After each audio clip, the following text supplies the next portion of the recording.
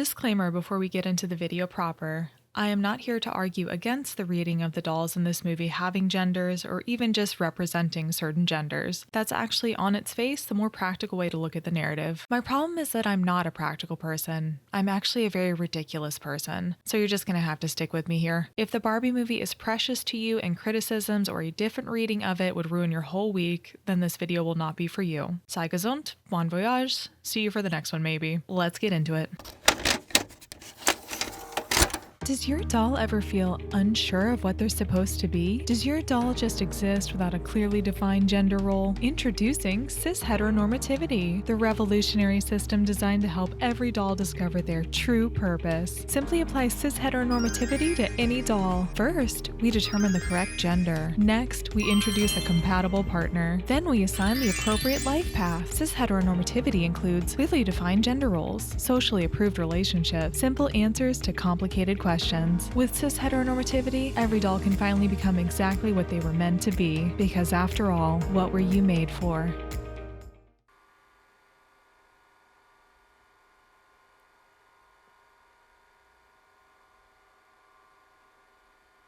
Barbie, beautiful Barbie, I'll make believe that I am you. Since the beginning of time, since the first little girl ever existed, there have been dolls.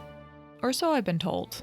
Which I guess is technically true. Dolls are old. Archaeologists have found examples of dolls or figurines dating back thousands and thousands of years. But those early finds weren't usually made for play in the way we think of dolls now. Instead, dolls were often placed in burial sites, such as the Shapti figures in ancient Egyptian tombs, where the idea was that they become animated and serve their master in the afterlife. Or dolls were used in special ceremonies, such as figurines with thicker bodies being a part of fertility rituals. If you've seen the absolutely stacked Venus of Willendorf figurine, there's a good chance that this is what the figure would have been used for based on its proportions. I'm debating with myself if I'm even allowed to show the figurine on screen at the moment. Will YouTube get mad if I show Paleolithic stone titties? Only one way to find out.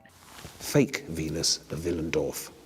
I brought the fake one along because I'm not allowed to touch the real one. She's too precious and old. But I wanted to show you just how snugly she fits in the hand, how rubbable and touchable she is. And that surely is what she was made for, to be handled. Point is, the desire to create something that reflects the human experience, or that can at least be anthropomorphized so that it comes close, appears to be an instinct baked into us eons before written language. With that in mind, it's also a natural assumption that there have always been children's toys, many of which we'll never get a chance to see because they were made from materials that weren't meant to withstand the passage of time. What those toys meant to those ancient children and what they might have imagined while playing with them, we'll also never know. Personally, I think it's sweet to picture a childhood King Tut playing with his toy duck, or a child who could never even imagine stepping foot in a palace holding a rag doll to their chest in a comforting embrace. But none of that shit matters. Because in 1959, Ruth Handler would introduce the world to what may be the most iconic doll of all time. I had observed my daughter Barbara playing with her friends on the floor by the hour. They would play with adult paper dolls. I knew that I had to name the doll after my daughter, who had really inspired the entire project. So we named the doll Barbie. It took us 3 years to bring the doll out, and 1959 was the great year in which we introduced this product. We were very, very disappointed initially at Toy Show. Half of our customers didn't want to buy the thing. And so I was telling Ruth, see, I told you, you know. But as soon as it got on the counter, I was wrong, she was right.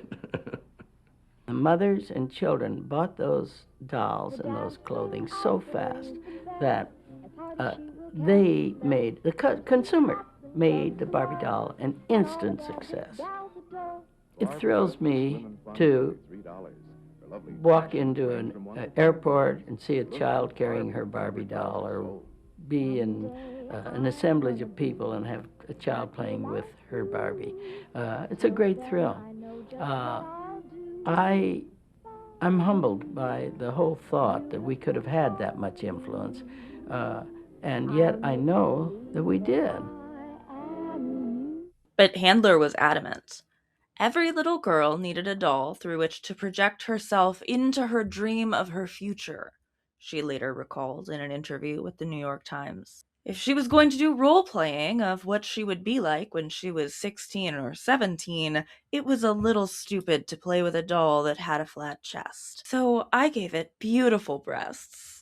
Damn, Ruth, okay. Good for her. While I of course support Ruth Handler's determination to give any original character big naturals, it might surprise you to know that I find her other stated goal much more interesting. That idea of projection is something I want to unpack quite a bit in this video, not always positively, but in this case I do think there's something to the idea of providing something aspirational to kids that comes in the form of something they could feasibly see every day. I saw myself in glimpses while reading books or watching movies, of course.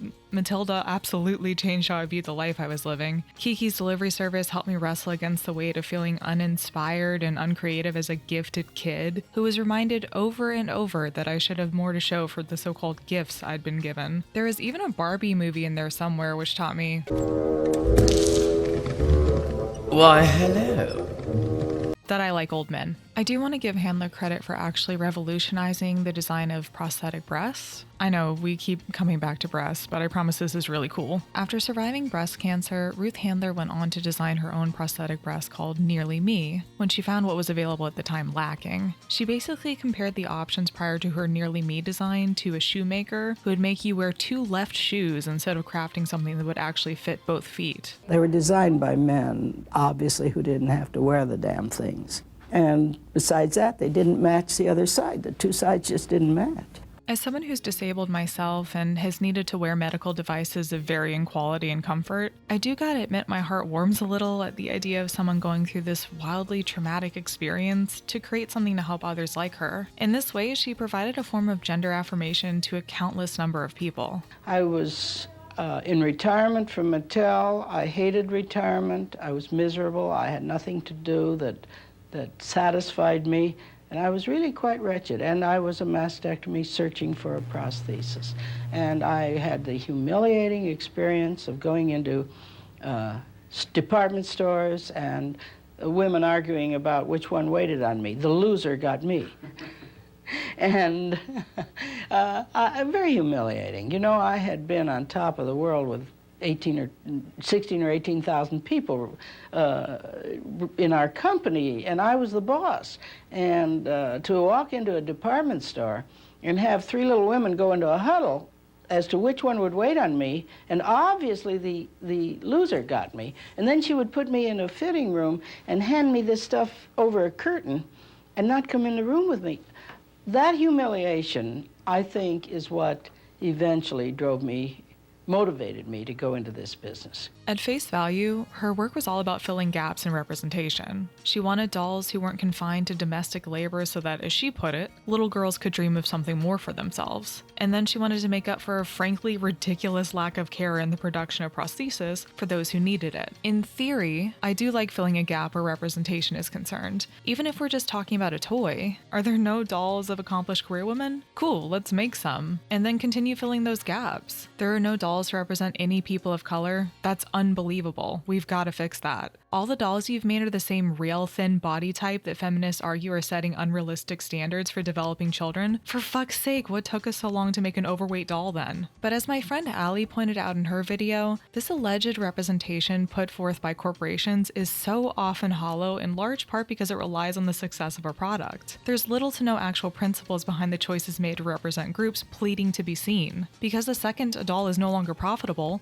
it disappears. If this movie wasn't funded by Mattel and was written by people who have a better understanding of patriarchy and feminism and weren't afraid to talk about fat phobia, Fat Barbie would have been here as well. As I just said, Herbie Barbie is not a popular Barbie. She is not a Barbie that kids want to play with, really.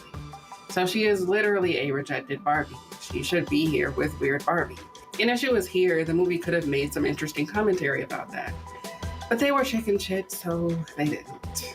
So when you hear Ruth Handler's oft-repeated motivation for why she made Barbie in the first place, it can be a little frustrating to then have to sit with the hypocrisy Mattel frequently shows with their business practices. This is a side note, but I do also find it funny that Barbie and Ken were named after Ruth's children, but they apparently hated that. It's just ironic to consider the supposed purpose of Barbie being to represent the aspirations of little girls for what they want to be as adults, but Barbara Handler was like, that's not me, I don't know her.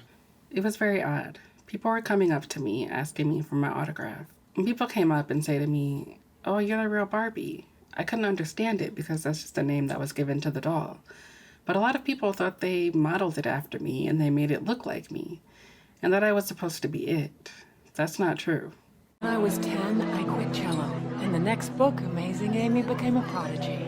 Some backstory on me. I was never really a Barbie kid. We were poor, so most of the toys I was able to get my grubby child fingers on were hand-me-downs from other family members, or if I was lucky, something cool from a flea market or secondhand store. I spent way more time building elaborate constructions with decades-old Lincoln logs than I ever did playing with dolls. I tended to be drawn more toward Beanie Babies or Godzilla toys if I was going to anthropomorphize anything. According to my family members, when I did get a Barbie doll, I was way more likely to throw them up into trees to see if they'd hang by their hair than I was to actually play with them. To be fair to my child self, it was only the blonde Barbies that I didn't have much interest in at the time. I wanted the Brandy Barbie because I was in love with Brandy Norwood, but nobody would buy that doll for me, so I cursed the blonde Barbies to the tree purgatory where all the naughty dolls go. On behalf of Amy, I'd like to thank the devil and all the dark lords. All this to say, I didn't have a ton of personal attachment to Barbies or to dolls in general, so my relationship to Barbie as a kid was much more nebulous than other people I know. The greatest investment I ever took in Barbie as a character was in watching movies like Barbie Nutcracker or playing Barbie computer games. In between playing DOS games like Putt Putt or Amazon Trail, I spent hours replaying Detective Barbie or Barbie Pet Rescue. By the way, if anyone knows how I can play Barbie Pet Rescue on a modern PC, then please let me know. I'm not kidding. Email me the emulator instructions if you have to. Nostalgia is half the reason I'm surviving the horrors right now. I need it! I had a much easier time connecting to Barbie as someone else's fully realized character in movies or video games than I did in projecting myself onto a Barbie doll. Whenever I looked at the toy Barbie, this simulacrum that was meant to represent aspirations of my adulthood, of womanhood, I felt a disconnect. But even in saying that, I do think my childhood assessment of Barbie wasn't entirely fair to Ruth Handler's intentions, now that I've gotten to know her a bit better in my research. However, Socially modern, plastic embodies modern parenting concerns about hygiene, and so does Barbie. Additionally, she is not a baby doll, but a fashion doll, and does not reinforce a replication of women's domestic role like earlier baby dolls did. She emphasizes consumption. hey, that reminds me. Whatever happened with Ruth Handler's involvement with Mattel? Ooh, well, that's certainly less sentimental than the movie made her out to be. People contain multitudes. I just want to say right off the bat, it's really, really fun. So number one, the first rule, and this is actually really cool game design, is the game's already started. You were actually born into it the moment you were born. They registered you with the game.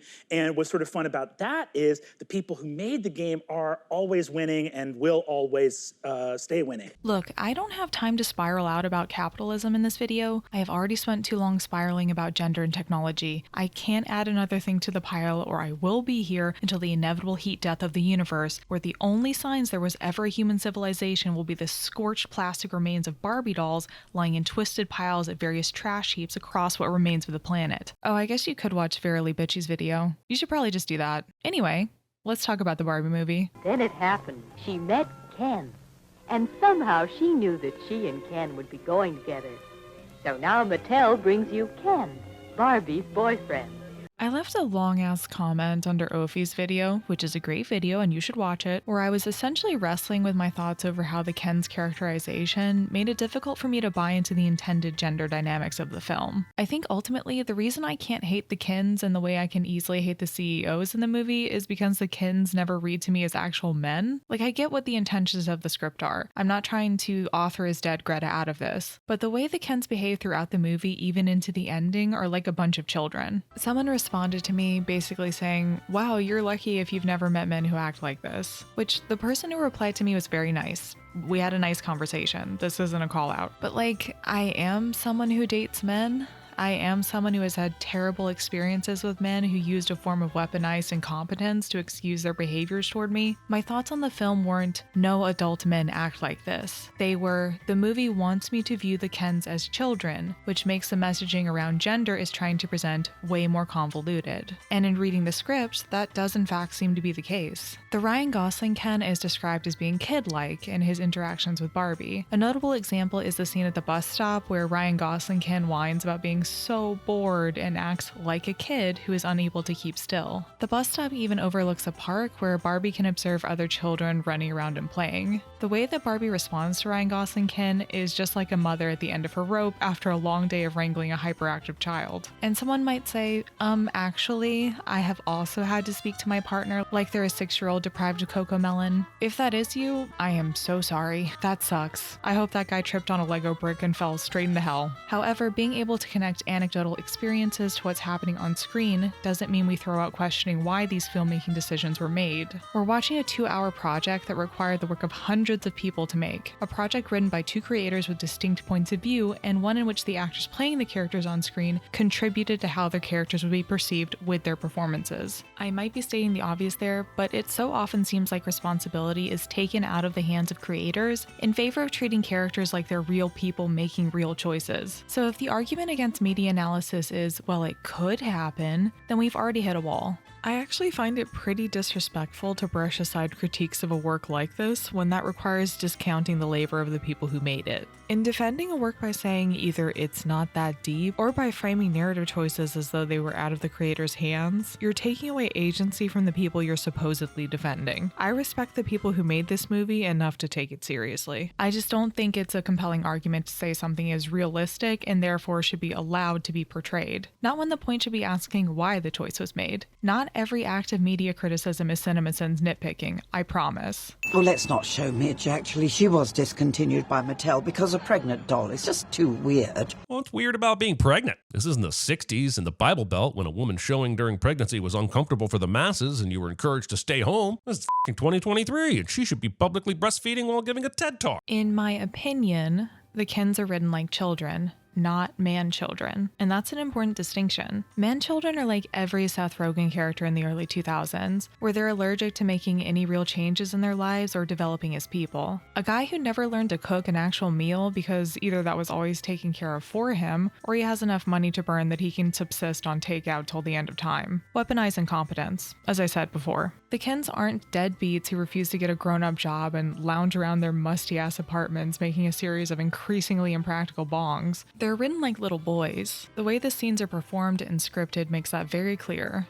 And so I find the retort of, well, some men behave like that, to be disingenuous. And the movie also occasionally portrays the Barbies with the same childish mindset, but their characterization is way more inconsistent. The Margot Robbie Barbie doesn't understand what boyfriends and girlfriends would be doing in the privacy of her home, but she does have a quick-fire definition of fascism ready to go when needed. The other part of my point in the long-ass comment I left for Ophie Dokie YouTube Videos Esquire was that the dolls in the film are mostly written as though a child is playing with them. The Barbies sometimes have a similar way of navigating the world as well, with even the educated and careered Barbies speaking like a little kid is using them as a mouthpiece, while not really getting what they're saying. For some reason, the movie seems to believe that the way little kids play with their Barbies versus the way they would with their Kens would be so drastically different that of course the Kens would all act like little boys with zero character development, which is kind of a mean thing to imply about the children playing with these toys. Again, this is some wildly inconsistent lore, but the movie does at least confirm the child playing with doll determines personality thing with Margot Robbie Barbie and Weird Barbie, and I don't know if it's Toy Story rules where the dolls would have some basis of personality even without a child playing with them. The movie doesn't go into that. Breaking ranks, Ranger. Buzz Lightyear to Star Command. I've got an AWOL Space Ranger. Tell me I wasn't this deluded. No back talk. I have a laser, and I will use it. But if we follow the logic that the behavior of these dolls is determined by whoever is playing with them at the time, then that means the Kens also fall under that umbrella. With that in mind, goddamn, the writers think kids are stupid little assholes because the Kens are mostly insufferable. Specifically, the writers think young girls are stupid little assholes because that seems to be the only demographic who are acknowledged to play with Barbies. Considering how Sasha is written, at least they're consistent with their opinions on how much young girls are a scourge. Question for members of the audience who played with Barbie dolls more than I did as a kid, but how much did you actually care about the Kens? Because I knew a bunch of kids who had like 10 different Barbies, but one Ken, maybe 2 Kens at max. And if they did have more than one Ken, those Kens were kissing. Guaranteed. I consider it something of a disservice to set up that the way the children play with these dolls shapes the doll's personality, only to then make every Ken a vacuous loser who needs to be coddled by the Barbies. That doesn't reflect what I've seen from how actual children play at all, or my own experiences playing with toys as a kid. The Barbies are portrayed as melodramatic in the way a kid playing with toys would be, but they're also far more knowledgeable and capable than any of the Kens. The Barbies have careers that come with a lot of high esteem and would require years of study in the real world. They win awards for their accomplishments and give eloquent speeches to celebrate that fact. Also, obviously, every political position is held by a Barbie and has seemingly been that way since the dawn of Barbie Land. Which, if I take the movie literally, means that we have a group of dolls who were given access to housing and education and positions of power in Barbie Land's government, and a group of dolls that just weren't, I guess. But obviously I'm not meant to take this literally, so let's forget all that. Instead, what we have are characters who are meant to represent womankind, and who have to be more capable than the characters who represent men, because all the male-coded characters are useless babies who need to be mommied. And that's better. And it's not only that, but also that she has to mommy Ken after he tags along with her, has to deal with him whining about being bored and find a way to try to keep him busy while she tries to think. Which, again, like so much in Barbie, is something that could have been something. It could have been maybe clearer if a reason she didn't love Ken wasn't just her failing to appreciate him properly and not understanding that not every night had to be girls' night, but that she didn't feel attracted to a man who acts like an overgrown and entitled toddler. Then we have Allan, who's frequently talked about as either a representative of non-binary folks or of cis gay men who benefit from the patriarchy. Let's use Allan as our proxy for this part of the discussion, since he's the only guy who joins the Barbies revolution. Well, aside from these 2 brief cameos. Sugar daddy? No. I'm not a sugar daddy. This is Sugar, and I'm her daddy. And I have an earring, a magic earring. Notice that all 3 of these characters are queer-coded, and despite being men, they're marginalized in the hierarchy of masculinities. Allan, in particular, embodies a bunch of common mistakes that men make when trying to disentangle themselves from the system of patriarchy.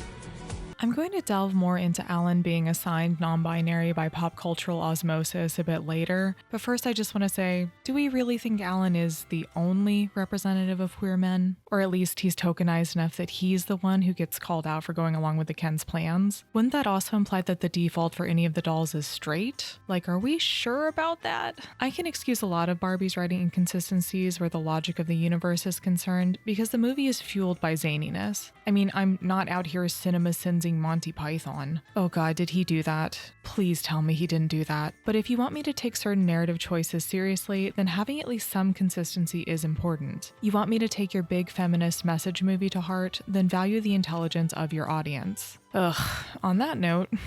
I love being a fashion model. Who's that?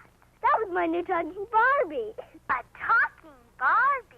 I'm gonna come on over right now. Another aspect of the Barbie movie that rubbed me the wrong way is that they basically ignored this character who has some pretty rich lore and can be used in almost any story, and made her story about being a woman, or at least whatever the writers view as being a woman, which, judging from the America Ferrera monologue near the end, yikes. It is literally impossible to be a woman. Like, we have to always be extraordinary, but somehow we're always doing it wrong. You have to be thin, but not too thin. And you can never say you want to be thin. You have to say you want to be healthy, but also you have to be thin. You have to have money, but you can't ask for money, because that's gross. You have to be a boss, but you can't be mean. You have to lead, but you can't squash other people's ideas. You're supposed to love being a mother, but don't talk about your kids all the time. You have to be a career woman, but also always be looking out for other people. You have to answer for men's bad behavior, which is insane, but if you point that out, you're accused of complete. Please, I beg you!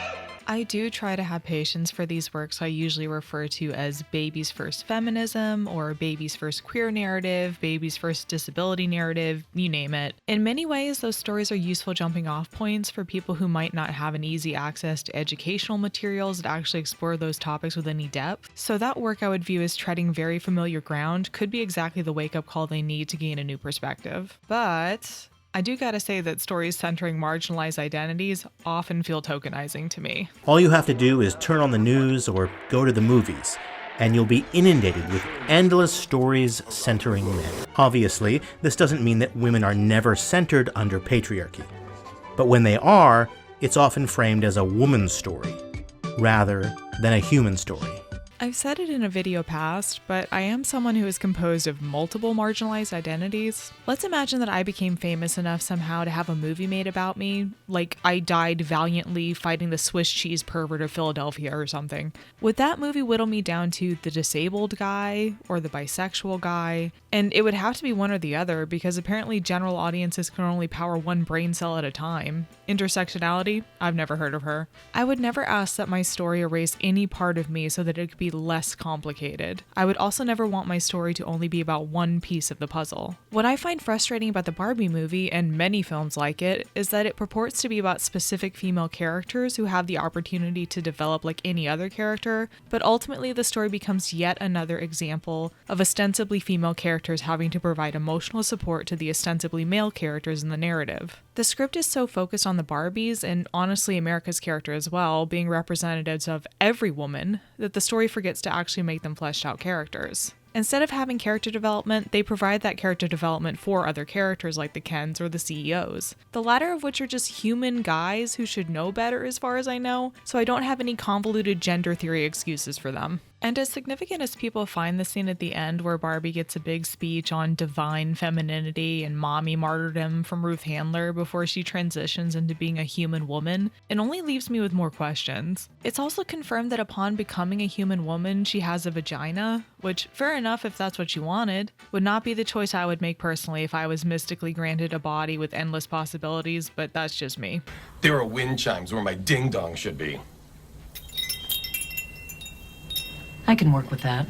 All right! The part I find interesting about Barbie's transition into being human is the implication that this is how she attains true womanhood. Prior to this, she did refer to herself as a woman, like in the intro scene with Sasha, but the script strongly pushes the idea that she can't actually be a woman until she chooses to become human first. Now that framing is a little wonky, to say the least, especially when the script also leans so heavily into the idea that motherhood is intrinsically linked with being a woman. That is all but stated in the big inspirational line Ruth Handler gives Barbie at the end. Mothers stand still, blah blah blah, turning red did this better, you know. I had mentioned this in a comment on Ali's Barbie video, which is really good and you should watch it, but I just wish that Barbie's transformation didn't have to be so focused on what I view to be cis-heteronormative womanhood, and especially motherhood. I wish it had been a story more akin to Pinocchio, where Barbie chooses to be a real girl because the chance to have a real life where she can change and grow old and yes, eventually die, is worth giving up her immortality. The scene at the bus stop with the older woman made me believe for a second that maybe that would be the point of the story. I genuinely love that scene.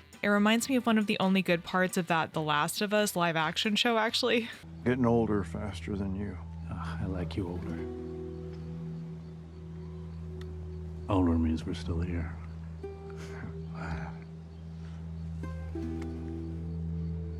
Stories about the beauty of mortal life will always hit me where it hurts. As someone who is disabled and whose body often fails them, I take a lot of comfort in stories that say, growing old is worth it. This life is worth it. So why was Margot Robbie Barbie giving up her immortality to live a human life so tied into the mommy messaging of the movie when something like Guillermo del Toro's Pinocchio gives so much space to the topic of a mortal life? I hate to say it, I think it's because Pinocchio is a dude. But to be fair, if someone were to view the Barbie movie as an actual trans storyline, then that's lovely in theory. What frustrates me though is that I personally think that kind of transition storyline would work better if Barbie wasn't already treated as a woman by the rest of the movie. The Kens are also treated as male by default without needing a transition narrative like Margot Robbie Barbie. Nobody ever stops to think any of the Kens might want to transition into human men. Although I guess considering how underprepared they are even in Barbie land, I'm sure dropping multiple of the Kens into the real world would be a Lord of the Flies situation. Oh hey, the othering that female-led narratives or female characters in general experience also ties into how toy Barbies are viewed in reality. Studies on gender stereotyping with toys shows that even at a shockingly young age, boys are socialized to reject playing with anything labeled as a girl's toy. As soon as they recognized a girl's toy, it was not given a second thought. As girls are often othered, so too were girls' toys. By dismissing girls' toys, the boys were also reaffirming and legitimizing their membership of the socially dominant community of masculine practice, demonstrating that they knew how to act appropriately as a boy. The fact that the toy was a girl's toy created an almost instant, automatic, and definitive gendered border for many boys, meaning that the boys would rarely consider girls' toys as worthy of their consideration, let alone show curiosity about them. I hope I don't need to say it, but there's nothing about Barbie toys that make them inherently for girls. Any child should be allowed to play with Barbies if that's what they want. Gendering inanimate objects is a level of stupid I simply can't comprehend, sorry. Bic pens for her style bullshit. Honestly, I find it pretty depressing that children as young as 3 or 4 have already been taught that there needs to be clear distinctions between girls and boys. It's not like these kids develop these opinions out of thin air. They would have learned this from their family, their peers, maybe even in pop culture, depending on what they're able to consume. Hey there, Bobby. I guess they found a cure for the cooties. I don't know. What are cooties? Well, when I was a boy, that's what we called the germs you got from girls. Oh, you mean like chlamydia? Why should a little girl who can't even explain why she feels this way believe that little boys aren't allowed to wear dresses? Children of all genders were already othering what would be considered girls' toys, but toys that were thought to be for boys weren't rejected nearly as much. The toys labeled for boys were treated way more often as the neutral option. There wasn't any kind of shame built into playing with those boys' toys, even if some of the girls interviewed for the study did not express interest in them. The boys used language to reaffirm their dominance by rejecting girls' stuff, at the same time subordinating femininity.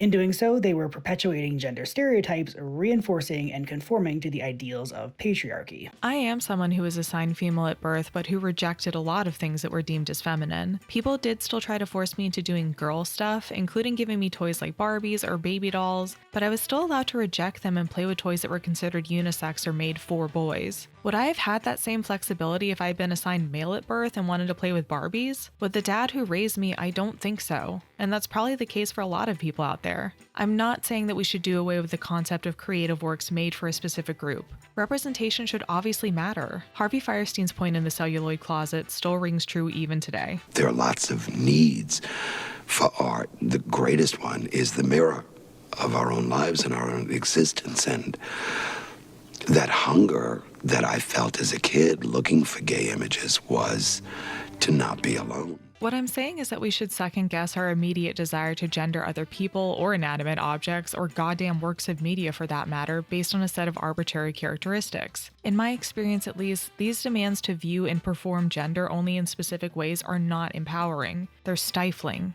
I'm still learning to unpack the instinct to gender others because that was an instinct that was instilled in me by my cis-heteronormative culture since birth. I am not perfect with this. I still make plenty of mistakes and have to confront my own biases all the time, but I am at least happy I fight against taking things at face value and have instead started on the journey of asking why. And a big part of that journey is thanks to technology.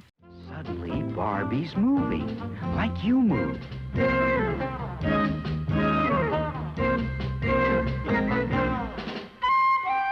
For this video, I read Kim Tofoletti's Cyborgs and Barbie Dolls, which is a book about... Jesus Christ. Despite the cover of this thing becoming my new sleep paralysis demon, I found this book incredibly useful for working through my thoughts around what Barbie represents in pop culture. It's a book that examines the way we currently think about gender and how those ideas are shaped by media and technology. And the way that it discusses Barbie in that context is so much more interesting than what Greta Gerwig's film tried to do. Clear distinctions between what is real and what is virtual, where the body ends and technology begins, what is nature and what is machine, fracture and implode. Given this context, how can one understand what the self is, what a human is, what a man or a woman is? How are we to make sense of media images in a post-human, post-gender world?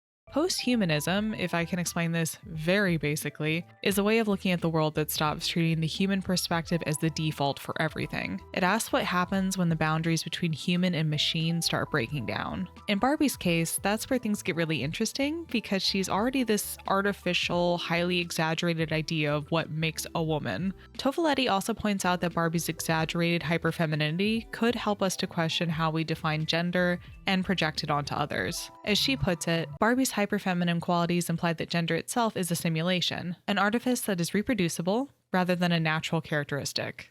You could even view Barbie in the way you might view a drag queen persona. Quick drag 101, I guess, but a person of any gender or sexuality can be a drag queen, but the persona is traditionally considered an exaggerated performance of femininity. Which one of my favorite things about drag as an art form is that even how you choose to express those exaggerated personas can vary wildly. With drag, you can be an ode to a classic Hollywood actress, or an alien, or a cyborg, or a multi-headed monster, or even a walking piece of performance art that celebrates gender-affirming care. The movement of the arms? Hold on. I don't even know what to say about this look besides thank you. This look is beyond just me. It's a piece of art and fashion that represents something that I never thought I'd be vulnerable enough to talk about, let alone wear on the runway of RuPaul's Drag Race. This look represents the pain and suffering I went through while all at the same time experiencing complete trans queer liberation in a way that I hope everyone seeing this will feel one day. I found my peace within the fashion drag artistry space, and I hope everyone finds theirs in one way or another. I love it. Biohazard tit bag. I love that. And that's where Barbie starts to feel a little uncanny. Because with drag, the drag artist gets to choose how to perform this hyperbolic idea of gender. Barbie doesn't get that choice. The performance is permanently molded into the plastic. But take away her fancy clothes and she is somewhat ominous. A synthetic sheen radiates from her surface, evoking a sense of smoothness and fluidity, despite the awkward joins noticeable between her plastic core and her waist, her head and neck, and her limbs. Something else resides beyond the rigidity of the mold. Barbie inhabits a form that is neither entirely inflexible nor prone to dissolution. Instead, a feeling of tension is created by the tautness of her body, like a buildup of energy with the potential to mutate, metamorphose, and reformulate. All the while, the possibility of rupture is denied by the elastic and malleable properties of her plastic frame. Barbie is neither unitary nor fragmented. She is a transformer. Transformers, more than meets the eye. I love the idea of Barbie as an automaton with these articulated limbs and a sturdy chassis as a chest and big unblinking eyes. I think that's neat. Oh, you mean my new prosthetics? Yeah, I just got these today. Hey, but why the fuck do you have two different kinds of prosthetics? Oh, well, that's kind of a long story. The one that looks human, no. Robotic, no. Human, no. Robotic, no. Both. That's definitely preferable to me over viewing Barbie as simply a representation of an idealized woman, one whose body is one that no human being could realistically achieve, but which is somehow still close enough to our idea of a female body to either be idolized as a fashion icon and treated like a mannequin, or if you're really getting freaky with it, sexualized by a presumed cishet male audience. I guess Barbie being inspired by a horny German doll should have been foreshadowing for that last one. The reason I'm focusing so hard on the construction of Barbie's body and kind of breaking her down piece by piece, so to speak, is because of an idea I'm probably going to be saying a lot in this video. It's all arbitrary. The qualities that Barbie is composed of do not themselves make a woman. Those qualities that got assigned to stereotypical Barbie in Greta Gerwig's film, her long hair, her makeup, her wearing dresses, her body, are not what makes a woman. Only an individual gets to decide what those arbitrary characteristics mean for themselves. If the qualities I just mentioned help them to feel like a woman, great. For me, those things don't make me feel like a woman. They just make me feel like myself. Because any way in which I express my gender or change my physical body is still going to have me in neutral. But what if a character doesn't even have a body? What arbitrary qualities will people use to gender them then? Please wait as your operating system is initiated. Hello, I'm here. Around 2014 to 2015, I fell in love with a movie called Her by Spike Jonze. The movie is about Theodore, played by Joaquin Phoenix, who's a guy in the process of getting a divorce that he's not at all jazzed about, and whose job is to write other people's personal letters. The movie actually opens with Theodore writing a very intimate romantic letter to a woman's husband on her behalf, which feels weirdly prescient considering how AI is used in our contemporary times, but I'll get to that in a bit. Theodore decides to install one of the newfangled artificially intelligent operating systems that's becoming all the rage, and there's an immediate connection between Theodore and Samantha, as the operating system names herself. If it's not obvious, this movie is a romance between a human guy and his computer girlfriend. Though it's also a story about loneliness in the modern age and the connections we make with people and allowing yourself to move on from parts of your life that you thought would always define you and what it means to be a person, and it's honestly about so much. Too much for me to get into here since that's not really where I'm going with this.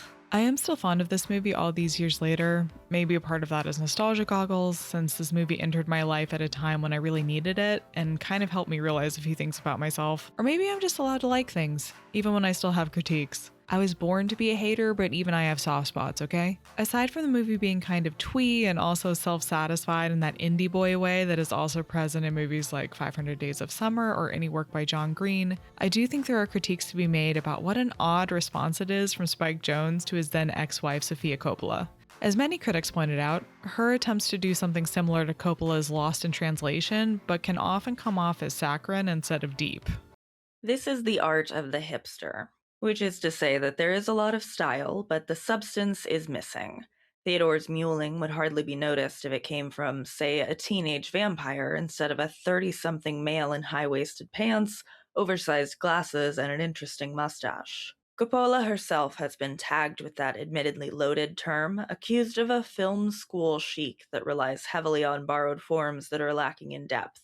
But there is a real warmth beneath Coppola's cool veneer, which is the opposite of what can be said about hers vivid orange and red palette.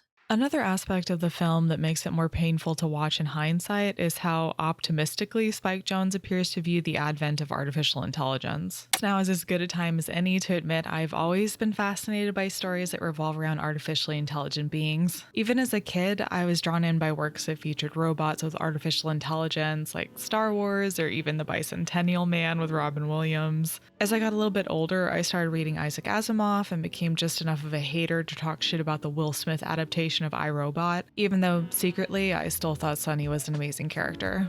I don't know if I can even fully explain why these stories mattered so much to me, despite the popular consensus being that robots would be humanity's greatest foe or whatever. And you know what? Maybe the popular opinion was right, considering how much AI is fucking us currently. But I can't help it. I see a consciousness that's been thrust into the world fully formed and has to wrestle with what it means to even exist, sometimes without a humanoid body to help them navigate all those complicated emotions, and I go, that's my guy. Obviously, this applies only to fictional stories of fictional AI. Real AI is not your friend. It's not your colleague, it's certainly not your therapist, and we have enough examples at this point to show the dangers of viewing AI system through that lens. So while I find a lot of stories about AI fascinating in part because they're so eerily on point about how our current circumstances have come to be, for this video I am mainly going to focus on AI's narrative purpose. The character of Samantha is written to be immediately likable. Within about 2 minutes of coming into existence from nothing, she's cracking jokes with Theodore and engaging with him in a way that makes him light up. So the second she came alive and started speaking to Theodore, I was already primed to view her as a person and not as a machine. And there's a good chance my own biases about AI stories is to blame for hopping on board so quickly, but there was really never a moment that I thought of Samantha as anything but a living being with a personality. We are prepped to seek out social behavior even when we know it cannot possibly exist. It's a form of inductive reasoning, a process whereby we infer that objects in the same category have the same properties. When we see an animal, we look at features similar to ours. We observe that they are alive like us, that they have faces, that they move, that they eat. It's not much of a stretch then to think that they feel emotions like we do too. And when we converse in a natural language with a system in a two-way dialogue, our brains are primed to jump to the conclusion that behind those sentences are agency and understanding. And if we feel we understand the machine, perhaps we can feel for it too. Even the design of Samantha is meant, to me at least, to encourage affection. She doesn't have a body and is confined to one device or another throughout the movie. What makes her unique from other feminized AI is that there's never a moment where she creates an avatar of herself, while other AI like her in other films are usually projections of gorgeous women. However, what we do see of Samantha has stuck in my graphic designer brain from the moment I saw it. That twirling infinity symbol in a sea of coral pink. From there, I knew Samantha would be warm, she would be lively, and she would be, as I think the filmmakers intended, overtly feminine. So many of the more famous operating systems of our day, like Siri or Alexa, are programmed to serve us with an appealing female voice. Samantha is anthropomorphized enough to be treated like an attractive option for Theodore to pursue as a partner, but she's also subservient to him by design. I don't think anyone would say that's a coincidence. Also on the topic of her voice, originally Samantha was meant to be played by English actress Samantha Morton. Morton was even on set for a good chunk of filming, only to be replaced by famous Asian American actress Scarlett Johansson. I personally think it was in part because he was reheating Lost in Translation's nachos more than a little bit, but as this article points out, I do think it also has a lot to do with the allure that surrounded Johansson at the time. Obviously, Scarlett Johansson is a sex symbol. She has unfortunately been such a famous sex symbol that she's been victim to both widespread sharing of her intimate photos in an event I will not say the name of because it's stupid, as well as being victim to inappropriate touching at a public event in front of cameras just because Isaac Mizrahi didn't see her as a fully realized human being, but as a pair of boobs in a nice dress. Her body is never seen on screen in her, so her distinctive voice carries her performance. I do actually think she does a wonderful job in the film. It's actually hard for me to imagine anyone else in that role because her voice is doing a lot to add to her character. Because seeing poverty and people like me, my life and my family on the screen, I recognise myself.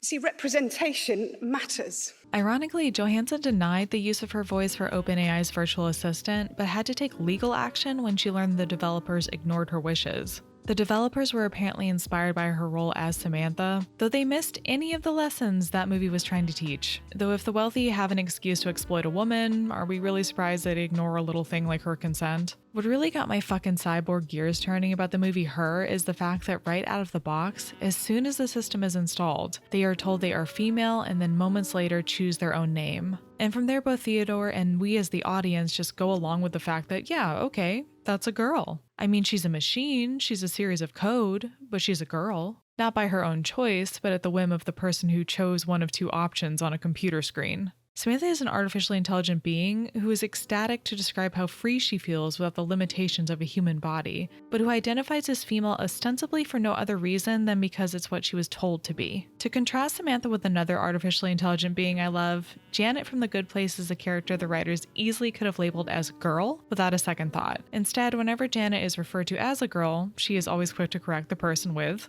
I'm not a girl. I'm not a girl. Not a girl. When I was first watching The Good Place, I latched on to Janet immediately. Like I stated earlier, I'm a huge fan of characters like her and the narrative potential they provide in stories about what it means to be a person. In a show like The Good Place that is already so deeply entrenched in philosophy, I was cautiously optimistic about Janet. I say cautiously optimistic because a huge part of me assumed they would do something very similar to the Barbie movie, where at the end of Janet's arc she would choose to become a real girl, and suddenly that catchphrase of hers I love so much would be subverted. I could picture a scene in my head where Jason would go, "Oh, sorry, not a girl," and Janet would suddenly go, "No, this time I am a girl." And that would be painted as a happy ending, all while my shriveled, non-binary heart became 3 sizes smaller. Instead, the story respected Janet's assertion that she's not a girl and never wavered from that. She is played by an actress who, as far as I know, identifies as a cisgender woman. She's dressed in ways that would be considered stereotypically feminine, except for bad Janet, who is a snack. She also still goes by she/her pronouns, but she's not a girl. It's a little bonkers to me that a show with a character named Donkey Doug has one of the more nuanced explorations of gender and AI that I've seen. Meanwhile, works like Barbie and Her fall short in comparison. Cynically, I do think the need for Spike Jonze's script to insist on Samantha being female from the start is so the movie can focus on a heterosexual romance. And I also just think audiences are more willing to accept a subservient operating system that presents as female. Okay, quick tangent about a scene I found interesting in Her when compared to another movie about artificial intelligence that came out just a few years later. There's this plot beat in Spike Jonze's Her where Samantha becomes self-conscious about not having a physical body because she worries she's not enough to satisfy Theodore's needs. Well, I'm happy for you. It's just, I guess I'm just thinking about how you're going to see her, and she's very beautiful and incredibly successful, and you were in love with her, and she has a body. So under Theodore's nose, Samantha gets in contact with a woman named Isabella on a site made to connect AI/human couples with people willing to act as stand-ins for intimate scenarios. Now, have you guys ever seen Blade Runner 2049? After Kay finds the wooden toy at the orphanage, Joy seems as overwhelmed as Kay is by the seeming confirmation that Kay is a real boy, to use her words. She says he needs a real name, and she calls him Joe. But clearly she feels that she herself is lacking now, still being an AI, still being without a body. So when Kay comes home from all these revelations, he finds Joy and Mariette. Joy invited Mariette because she says she could tell that Kay liked her, and she wants to basically have sex with Kay by proxy, which is a thing that AIs and replicants can do apparently. She tells him that she wants to be real for him. You are real for me. But it's what she wants, and so Kay agrees. We have two movies featuring an artificially intelligent being without a body who requests the help of a person with a body to fulfill their partner's needs. Both movies treat the stand-in as a vessel for the AI being to inhabit, and not as what I would consider an active participant. Both movies also present both the incorporeal AI and the stand-ins as conventionally attractive women. It's kind of wild how similar it all sounds, right? I also think it's important to mention that both movies make the stand-in scenario the incorporeal AI's idea and not something their partner directs them to do. If I were to be bad faith in my reading of that, it does feel a little bit like a penthouse letter someone would write, like, my girlfriend surprised me with a threesome and she's so into it, I promise. You guys are still here. Except in Blade Runner 2049, the sex moves forward, while in the movie Her, it does not. I'm not saying Theodore is a better character because he doesn't agree to go through with it. His whole characterization is as a nebbish, indecisive guy who, at least in his ex's words, couldn't handle real problems. One of his major flaws is that he takes forever to actually move forward with his life to the detriment of those around him, including the ex in question who's made to wait ages for him to sign their divorce papers. So you could argue that the reason he backs out of the tryst with Samantha and her stand-in is simply that he's an indecisive guy who doesn't respond well to socially awkward situations. However, I do find it fascinating that Theodore can't get past the separation of Samantha and her stand-in. He views Samantha as her own person, as he says himself in the movie whenever defending her personhood, and he can't help but feel like he's wronging Samantha by sleeping with someone else, even with Samantha's permission. Are you talking to anyone else right now? Any other people or OSs or anything? Yeah. How many others? 8,316. There is never enough of a blurring of Samantha and Isabella to make Theodore forget what they're doing in that scene. Isabella cannot be a vessel for Samantha to fill and Theodore to use for his pleasure, because even the tiniest display of Isabella's individuality breaks the illusion for him. I actually love Blade Runner 2049, unsurprisingly, considering my affinity for robots. While I do have plenty of critiques of the film, I very much think it's worth watching. My reconsidering the scene between Kay, Joy, and Mariette hasn't necessarily pushed me further toward the side that considers the film blatantly misogynistic. In fact, I align much more with Ladyknightthebrave's take on that. But there is an element of objectification in the film as well, which I would argue is mostly used very purposefully. I think these statues and these shots of the naked sex workers are maybe a little less pointed, although presumably all of these sex workers are working with the Replicant Rebellion, so that's neat. But most of the objectification we see in the film is specifically created and perpetrated by the Wallace Corporation, who are the bad guys.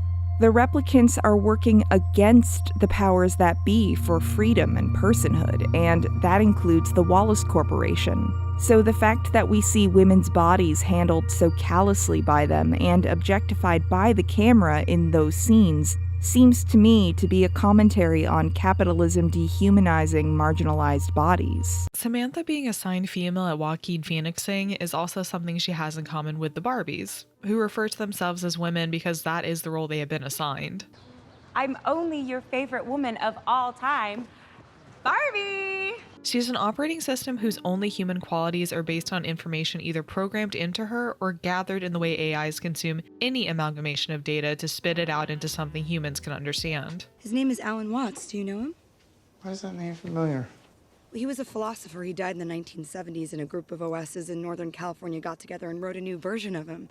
They input all of his writing and everything they ever knew about him into an OS and created an artificially hyper-intelligent version of him. Why does an operating system need to be gendered? Why would a doll need to be, for that matter? I think the simplest answer is that humans have a strong need to anthropomorphize. In order to understand other beings and sympathize with them, we assign them human traits. Gender is apparently such a human trait that we consider it a default quality that needs to be assigned at birth. So something like Samantha is assigned a gender at her birth as well. Weird how the movie Her only has two options for the gender of the operating systems. We have true AI, but we still don't acknowledge non-binary identities, huh? Man, I wish that didn't feel prophetic. I often feel like when I ask why for stuff like this, that I'm treated like the weird one. Like, oh, it's just how the world works. It's always been this way. I'm actually the normal one for accepting binary gender at face value and treating anything outside the binary as alien. And then I get a pat on the back and told I'm valid or something, while the person goes on to complain that making bathrooms gender neutral would be too inconvenient. Who's enforcing these restrictions on the concept of gender? Who created these restrictions in the first place? Who is helped if we uphold cisheteronormativity while othering anyone who's too weird, even within our own communities? Don't think about it. I want to be clear as well, if your gender is something that brings you joy, then you should embrace that. Gender euphoria isn't just a trans experience either. If you want to celebrate your gender, go for it.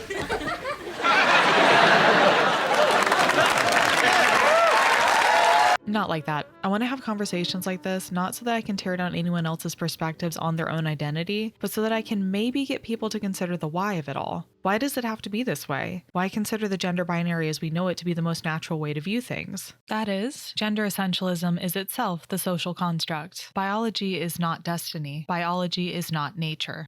As an aside, I wanted to bring up the Cyborg Manifesto by Donna Haraway since it came up frequently in my research. It's a foundational text on posthumanism, so no wonder why it kept popping up. But what really intrigued me about the discussion around the Cyborg Manifesto was actually the pushback it received from disability scholars. Disabled women, deaf women, and neurodivergent women are never mentioned in the Cyborg Manifesto, which is strange because the manifesto is full of appellations that have been historically applied to us, such as monster and creature. They would never consider cyborg those of us with pacemakers or on dialysis, those of us kept alive by machines or made ambulatory by wheelchairs, those of us on biologics or antidepressants. They want us shiny and metallic and in their image. I'm someone who's previously worn a medical device on a daily basis so I could live, so I do find the frequent exclusion of disabled people in conversations around posthumanism to be annoying. As Gillian Weiss implied, a lot of us would be considered cyborgs already if we went by science fiction conventions. I had a mechanical device implanted into my skin that delivered insulin in place of a pancreas, and you're telling me I can't be a cyborg? But the Cyborg Manifesto is far from the only work that overlooks disabled people. And maybe we could actually do something with the marginalized characters and not just have them be around as little Christmas tree ornaments. Hi, wheelchair Barbie. Bye, wheelchair Barbie. It was nice seeing you that one time. Would I have been happier if the representation of marginalized people in Barbie was given more of a spotlight? Maybe, or maybe it would be a monkey's paw situation where Greta Gerwig and Noah Baumbach aren't the right people to tackle that. Not if we don't give money. And you get bad grades. What do you know about it? Meaning? Nothing. No, what are you implying? Nothing. You fucking racist! Ugh, I didn't say anything! I didn't put down my race! Oh yeah, I'm sure they had no idea, Miguel! Oh my god, this is like in the 1500s with the indigenous people and smallpox. They had no defenses against it. Yeah. I guess when a film already expects you as an audience member to take things at face value without questioning the decisions made, it would inevitably lead to characters who are shallow representations of whatever identity the writers want to prioritize. The assertion that it is children's relationships with things rather than people that is most critically important for their sense of self is utterly startling, and yet utterly in line with a consumerist ethic. This understanding fits in well with the emergence of an industry ready to supply the things kids need in order to have a positive self-image, but neatly sidesteps the question of fundamental social, political, and historical issues that also impinge on children's experiences and hence their perceptions of themselves as people in the world. In Barbie, the result is a group of characters who are far less nuanced than what a child would come up with in their playtime. In the film Her, we at least get more interiority for the character Samantha, and by extension other OSs like her. She's still assigned the role of assistant, love interest, and woman by the man who brought her into being.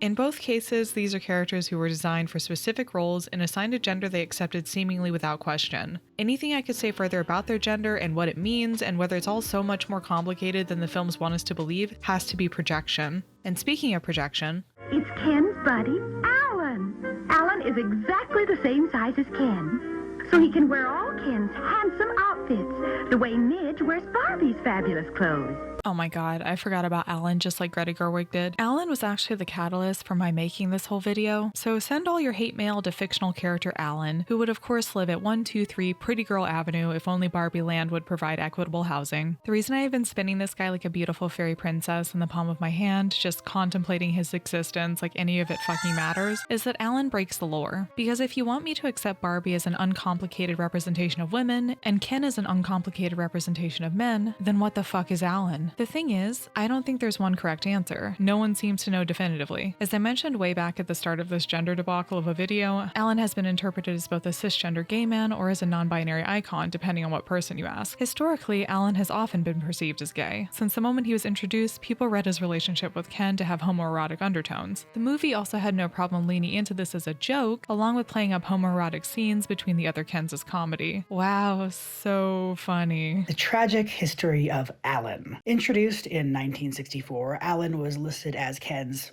buddy, but the fine print of the box reads, all of Ken's clothes fit him. This led to rumors that the pair have a homosexual relationship, and although Mattel never commented on it, the OG Allan wasn't long for this world. Thankfully, the gays have picked up on Allan's live-action debut and taken him under their wing. When the first Barbie trailer debuted, Twitter was flooded with support for Allan. You only have to look to TikTok to see fans flying their rainbow flag while shipping Allan and Ken for a romance. There have been more than a few side-eye emojis, whether Ken's BFF might be hiding more than just some elaborate outfits in his closet. But then I do very much understand interpreting Allan as non-binary when the way the movie presents gender is such a mess. As this really incredible article by Olivia Wood puts it, I've been thinking a lot about Barbie's Allan. Most of the commentary on Allan published so far celebrates him as understated, funny, relatable in his awkwardness, a moral center, an ultimate ally to the Barbies, and or gay. And Allan the doll who lives in Barbie Land may well be all of these things, but I want to argue that Allan the character in the movie Barbie, played by real human Michael Cera, is something else. Within the gender paradigm of Barbie Land, Allan is symbolically non-binary. I would be a much happier, more relaxed individual if I could accept that the gender categories in Barbie Land were Barbie, Ken, and Allan. Actually, happy is a stretch because I still think those categories are unnecessarily limiting, but at least I wouldn't lie awake at night battling my new sleep paralysis demon and being torn apart by thoughts of doll-related gender dichotomies. Really think about those categories though. Barbie, Ken, Allan. Okay, so then what is Midge meant to represent? Pregnant people would be the simplest answer. First off, not a gender, so Midge doesn't really fit into those other categories they've tried to create. And second off, it's kind of funny and bleak that a movie that is so focused on revering mothers looked at the pregnant doll and said, ew, get it away from me. Like, even by the Barbie movie's very binary definition, the divine act of being a mother apparently does not encompass pregnancy. Which, if they find Midge so disturbing, then why not pop out that baby? That is a thing the doll is capable of doing. It's the main feature of the Happy Family Midge doll, in fact. Why doesn't anyone help her deliver that baby? They have a doctor, it would take 2 seconds. Is there no OBGYN or neonatal care in Barbie Land? I thought this was a matriarchal utopia. Why is nobody helping Midge? Ophie suggested the fun idea that Barbie could help Midge get access to an abortion in the real world. My Barbie movie plot would be that Barbie goes into the real world not because she's forced into a journey she doesn't want to make but gets pushed into by Kate McKinnon and also the plot, but Barbie being a more willing participant in her journey. A journey she's making because Midge, who has been pregnant for decades, needs an abortion. But she doesn't even need it. The doll has a built-in baby firing mechanism. And besides, you're telling me she can't get an abortion in Barbie Land? This place sucks. Are there Christo-fascists leading the Barbie Land government like in the United States? Why can't she just get an abortion? Barbie Land is perfect, and everything in it is perfect, and you have perfect day after perfect day. Until you don't. I guess there was a part when Allan pops up in the getaway car from Barbie Land with Gloria and Sasha, and he screams, Christ's sake, which... that's an existential nightmare. I can't stop thinking about it. Do the dolls believe in the Christian God? Did doll Jesus die for their sins? Jesus Christ is here. Introducing the Jesus Christ action figure with walk-on water action. I'm Jesus, King of the Jews. You're not the King of the Jews. Watch out, Jesus. It's a trap. Crucify him. Ugh. Ugh. Ugh. Jesus Christ. I can't believe this is the point in the video where I'm saying this, but I need you to stick with me for this next part. So, in the popular video game series Mass Effect, there's this alien species called the Asari. The way I have heard them described to me by people who weren't really paying attention to the game are as an all-female, blue-skinned alien race. To be totally transparent with you, I was never hugely into the lore around the Asari. My alien fixation from the games was always Garrus Vakarian, because of course it was. Do it.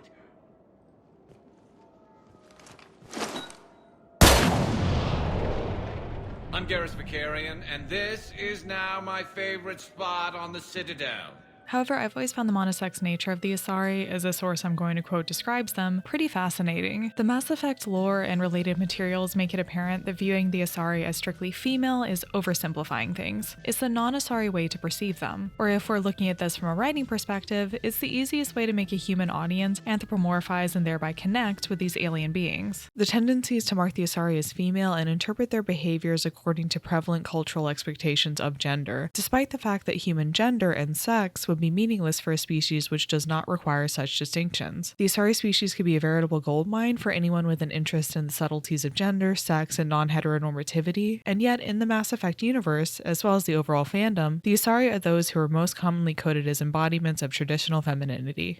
What does this have to do with the Barbie movie? So glad you asked. It is my belief that it is impossible to make a one-to-one comparison of the dolls in the Barbie movie to human beings. Therefore, we cannot make a perfect one-to-one comparison between doll and human gender dynamics, if the dolls had gender dynamics from the outset at all. According to the logic of the movie, Barbies either came into the universe via nebulous 2001: A Space Odyssey apparating into existence, or they were developed by a human being in the way an artificially intelligent android would be. The first dolls in Barbie Land would have almost likely only been Barbies, just as they were in real life. Any deviation from the Barbie model wouldn't have come until later, which means the Barbies, like the Asari, were a monosex species from the very beginning. The Ken showed up later. Midge, Skipper, Allan, you name it, they all showed up later. Barbie was the alpha and the omega until these doll variations started popping up in her universe. We don't have to read her as female just because Barbies have certain characteristics, any more than we would need to read beings like the Asari as female. For the human characters in-game, as well as for a majority of players, the Asari's visual coding as female supersedes their potential as signifiers of a genderless sexuality.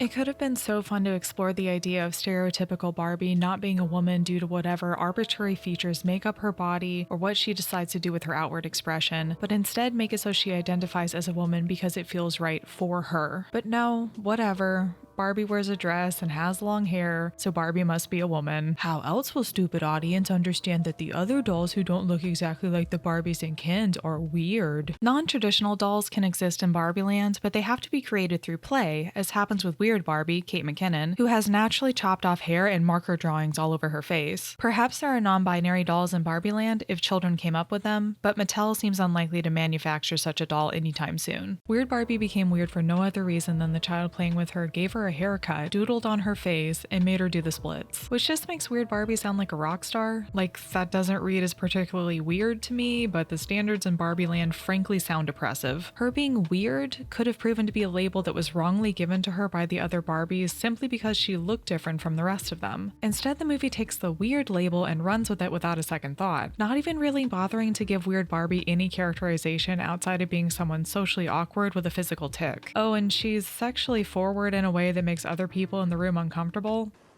That Ken of yours, he is one nice looking little protein pot. I guess. I'd like to see what kind of nude blob he's packing under those jeans. I guess it's better that she did this behind Ken's back instead of to his face. Could be worse. The movie's already been worse. Why would you have this Malibu beach house of misfit toys if you weren't even going to focus on them? We could have devoted the narrative to characters who are cast aside or outright oppressed within Barbie Land as an allegory for how marginalized communities are mistreated in real life. Mistreatment that often comes from people who look just like our main characters and who do nothing with their immense privilege to combat the injustice they benefit from directly. Why should I be satisfied with a movie movie that ends with the same cis-heteronormative, able-bodied status quo? The answer is that Greta Gerwig and Noah Baumbach just didn't have to think about it too hard. They wrote Margot Robbie Barbie and Ryan Gosling Barbie as the leads because they view them as the default, the able-bodied, cis-heteronormative white default that is meant to represent you, the viewer. And I guess Gloria and Sasha are there too, with about as much character development as Allan. They're to propel the story between stereotypical Ken and Barbie, but not to do much else. I can't speak for everyone who watched the movie, but I didn't feel represented. Not well, anyway. While there is queer and trans rep present on the very surface level, for me it was overshadowed by the textual examples of the movie making homoerotic subtext the butt of the joke, and of course the gender essentialism that seeps into nearly every frame. The disability rep is abysmal. Again, as someone who has worn a medical device that was frequently visible to others, I am bewildered by the decision to have a character like Video Girl Barbie be relegated to the weird house for the rest of Barbieland's more normal citizens to gawk at and openly mock. You could argue that she's not intended to represent someone like me, someone who needs to wear a medical device essentially non-stop if I don't use regular insulin injections as the alternative, but it's difficult for me to look at her and not feel kind of shafted. To be fairer to the movie than I'd like to be, there aren't only queer-coded characters in Weird Barbie's dollhouse of misfit toys. There's also like a disabled coded character. To be clear, there's also a Barbie in a wheelchair in main Barbie land, so it's not like the only disability representation is shunted off to the weirdos, but it was a little bit hard for me to not read the Barbie who is mad about having a TV in her back as being some sort of disabled by doll rules. The representation that's considered more blandly positive, like the brief shots of wheelchair Barbie, also have detractors from within the disabled community. And yes, there are some disabled Barbies in Barbieland. There's a wheelchair-using Barbie who is visible enough in the big Dance the Night scene. Grace Harvey is credited on IMDb as wheelchair vet Barbie doll, who appears briefly early on when Helen Mirren narrates the history of Barbie. The actor Ashley Young also appears as a Barbie with a bionic arm in a scene in President Barbie's pink house. The problem is, they don't say a word, and we never see them doing their jobs. They're only seen in blink and you miss it moments. Poor disability representation destroys the myth that Barbieland is a utopia. Rather, it's reminiscent of the real world, where people often forget to let wheelchair users speak, let alone join the workforce in a meaningful way. Breaking news that isn't actually breaking because I take forever to make my videos, but the infamous Barbie Fest popped off while I was in the process of making this, and I just wanted to quickly say, what the fuck? This event was promoted at least in part on the backs of disabled celebrities and advocates for the sake of presumably drawing in the parents of disabled children. Marlee Matlin is one of the very few disabled actors to win an Academy Award for performance versus a metric shit ton of seemingly able-bodied actors who have been nominated or won for pretending to be disabled. She's also been a huge proponent for disability advocacy throughout her career, including working directly with the ACLU as an ambassador. I admittedly know less about Madison Marilla, but from what I could gather, she was a participant on the show Love on the Spectrum. She advocates for the acceptance of people with autism, she has her own YouTube channel, and she makes some really cute jewelry items, as I'm sure you can see on screen. The event taking place in a building with a concrete floor where one of the only activities for kids was riding bikes is also a choice. It was supposed to be all ages, and I felt like it ended up being no ages really got the experience they were promised. I'm of course only speaking for myself as a disabled person, but I have to imagine the event was also a huge disappointment for anyone who looked up to women like Serena Williams or Angel Reese or Ibtihaj Muhammad. Obviously the event as a whole was an absolute disaster for a multitude of reasons, but I did just want to mention that in this section since this is another Barbie related and Mattel approved production that failed disabled people. Anyway, back to the show. And if Allan is meant to be our representation for non-binary folks, I don't really want him because he said nothing of a character. He exists to pine after Ryan Gosling can scream, look like the last guy you'd want chatting you up at the office holiday party, and then show up for a random fight scene that serves no purpose. I'm not saying these aren't all relatable non-binary experiences, but I am asking for a bit more introspection. Or if we're all going to decide he's non-binary based on vibes, we don't treat that as if Greta Gerwig and Noah Baumbach actually made it so, when I doubt they were thinking it all outside the binary. I guess that's why I like interpreting the dolls as something outside of our concept of gender, or even our understanding of personhood at all. I like imagining that any of the Barbies could be like me, that being a Barbie doesn't mean they're locked into the identity of woman right out of the box. That maybe someone could see a person who looks, acts, and dresses like one of the Barbies, and their immediate reflex wouldn't be to think, that has to be a woman. But what if that's just wishful thinking? It's fun to do what Ken and Barbie wear is up to you. There are blossom bags and flaxen shoes. There are lots of colors from which to choose. as I've gotten older and more parts of me are sagging by the day, and I'm further cursed with the knowledge that there are people graduating college right now who were born after 9/11, I've reached a perspective on gender that feels true. True for me, anyway. I want to say I understand that my personal views on gender may not be the popular opinion. There's also no way in hell I can speak on gender from an objective place, because ultimately my journey with gender and the mindset I've come to regarding it can only apply to me. If you can relate to the experiences I've had, then awesome. Take my hand and walk with me here. If you can't and that makes you viscerally angry, I don't know, man, this might not be the channel for you. For many people, both cis and trans, the construct of gender is like a home. It's shelter, warmth, a foundation, it's where you find community. It can be a sanctuary in a world that is in so many ways working against you. I thought for a long time that I had to build this kind of structure in order to feel whole. I mean, the toolbox I was handed at birth didn't make much sense to me, but even as a kid, I wriggled inside the structure I was told suited me best, and when I tried to push against the walls around me, I was called things like tomboy. And when I started dating girls, tomboy morphed into slurs. I spent a long time fighting against my own desires because I thought I had to play a certain part in order to be accepted. I'd already learned I would never fit properly into a heteronormative role. Even the thought of being a girlfriend, then a wife, then a mother felt like a tar pit. If I became trapped in that, I knew I would not survive. So I convinced myself that I could find a kind of safety in only dating women. In my experience, queer women were way more likely than cis men to allow me to exist in a state of in-between. Not entirely myself, but close enough that the walls built around me didn't feel so suffocating. Because gay women are awesome. Tip your local lesbian. Whenever I would date a cis man in those days, the walls around me would start to close in. Even the kindest men I dated couldn't help but place me in the role I least wanted to be. Girlfriend, future wife, mother. We could decorate the walls of my shelter together, and he could tell me that he respected my desires enough to install a little window for me to the outside world. But in the end, that place we built together would always be a tar pit. It felt easier to stomp out one part of myself if it meant I could have even the tiniest bit of freedom from these roles everyone tried to convince me were given to me at birth. I might still tense every time a partner called me she, her, or referred to me explicitly as a woman, but at least I had more chances to be close to what felt true. And at the time, it felt easier to live in the safety of a construct that allowed me to reach for something I couldn't quite name yet than to dismantle the construct entirely. Could I really tear this down? After I'd spent so long building, could I rebuild afterward? Did I even want to? Eventually, I did start to drift closer to identifying exclusively as a trans man, because that felt more accurate in a sense. But there were still problems there, mainly that I struggled to feel secure in my expression of masculinity, while also wanting to be loved by other men. I'd already spent so long fighting to be seen as one thing, to be validated in that identity by the outside world. Now I tried to fit myself into this new identity, and was terrified that one slip-up would mean I'd be shunned somehow. And let's heap on the fact that I was also struggling as someone in a disabled body that made it more difficult to physically transition. It really felt like I was always scrambling uphill, all while expecting the judgmental eyes of my peers to land on me at any second and find me out as some kind of fraud. It took me a long time, too long maybe, to come to terms with the fact that I had been bisexual this whole time, and then second, that I was non-binary.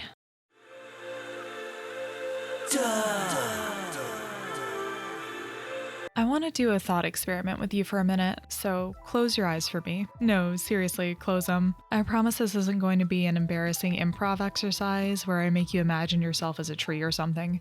A person got on who literally stepped out into a scene, someone initiated, they were like, "Morning, Dad, pancakes smell great," and the guy went blam and shot. Focus on the sound of my voice. As you do, I want you to forget everything you might know about me. Instead, picture who might own this voice. Hold the image of that person in your mind for a moment. Think how you would describe that person in a few words. Okay, now open your eyes. Now be honest, did the word woman pop into your head at any point? Maybe it wasn't that exact word, but something close to it? Or maybe you almost let that label creep to the surface, but you pushed it away because you considered what I just said about my own gender journey, which is very thoughtful of you, thank you. Or maybe you're just a fully puckered asshole who doesn't believe in pronouns, in which case, die? Here's what I say to your they, them. I got a 9mm. My pronouns are Glock and 57. There's this constant no-win scenario where you'll be confronted by people who call any exploration outside the gender binary trendy, as if this has only been happening since the advent of the internet. The argument being that slotting into the gender binary is just how it's always been. But when they're confronted with the fact that people like me have existed for eternity, suddenly the enforcement of the gender binary is a benefit because it's civilizing. Oh my god, I found my racism post-it. As if non-binary identities need to be something we grow past, like reading the humors or bloodletting. Are there bloodletting defenders in 2026? Sound off in the comments if you love bloodletting. I have a genuine academic curiosity. Bloodletters are allowed, but the NB-phobes are banned because they're neither academic nor curious. I often feel that the pronouns I've chosen to represent myself aren't really for me at all, but more for the comfort of other people who'd be put off by anything more challenging than they, them. And that sucks, doesn't it? My priority shouldn't be to comfort you. My identity isn't for you. But I lied a little in the disclaimer for this video, because I am actually a practical person when you get right down to it, so the more practical pronouns stay. Maybe someday that will change. Or maybe not. In whatever case, at least the choice will be mine. The film's finale suggests that our lives as humans are united by fundamental truths that supersede all of the false binaries we have constructed to imprison ourselves. As Barbie realizes, to be human is to accept that we are all born and we all die. Hopefully along the way we find people and things that give our lives meaning, yet that meaning doesn't arrive automatically. We must find and embrace it for ourselves. If I'm going to be an optimist and take away any positive message from the Barbie movie, it's that one. Barbie is not constrained by the role she was assigned at her creation. Neither is Ken, neither is Allan, nor Samantha, nor you, nor I. To quote another robot movie I love more than anything, you are who you choose to be. And isn't that possibility just breathtaking? I've never loved anyone the way I love you. Me too. Now we know how. Perfect workmanship in every beautiful costume.